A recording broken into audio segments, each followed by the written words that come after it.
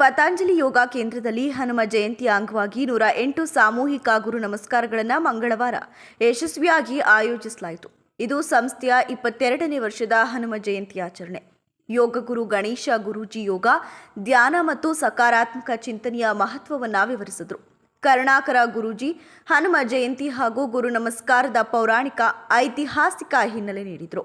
ನಂತರ ಅವರಿಗೆ ಗೌರವಿಸಲಾಯಿತು. ಸುಜಾತರವರಿಂದ ಉಪಹಾರ ವ್ಯವಸ್ಥೆ ಮಾಡಲಾಗಿತ್ತು. ಕಾರ್ಯಕ್ರಮದಲ್ಲಿ ಭಾಗವಹಿಸಿದವರು ಶ್ರೀ ಪತಂಜಲಿ ಯೋಗ ಕೇಂದ್ರದ ಅಧ್ಯಕ್ಷ ಲೋಕೇಶ, ಕಾರ್ಯದರ್ಶಿ ವಾಸುದೇವಮೂರ್ತಿ, ಉಪಾಧ್ಯಕ್ಷೆ ಪ್ರೇಮಾ ಮಂಜುನಾಥ್ ಹಾಗೂ ಯೋಗ ಶಿಕ್ಷಕರಾದ ದಿನೇಶ್, HK ನರಸಿಂಹ, ಸೌಮ್ಯ, ಲತಾ ದಯಾನಂದ್, ಧನಲಕ್ಷ್ಮಿ, ಪ್ರಭಾ, ಸುಜಾತ, ಪ್ರತಿಮಾ, ರಮೇಶ್, ದರ್ಶನ್, ಸೌಮ್ಯ, ಚಂದ್ರಮತಿ, ಪ್ರಭಾವತಿ, ಧನಲಕ್ಷ್ಮಿ, ಯೋಗೇಶ್, ನಾರಾಯಣಪ್ಪ, ಕಿಟ್ಟಪ್ಪ, ದೇವರಾಜಣ್ಣ, ಪ್ರಕಾಶಣ್ಣ, ಪ್ರಕಾಶ್, ಜಯರಾಮಣ್ಣ, ಧ್ರುವ, ಮಿಥುನ್, ಸೌಮ್ಯ, ಚಂದ್ರಿಕಾ, ಮಹೇಶ್ವರಿ ಸೇರಿದಂತೆ ಹಲವಾರು ಯೋಗ ಬಂಧುಗಳು ಕಾರ್ಯಕ್ರಮದಲ್ಲಿ ಸಕ್ರಿಯವಾಗಿ ಭಾಗವಹಿಸಿದ್ದರು.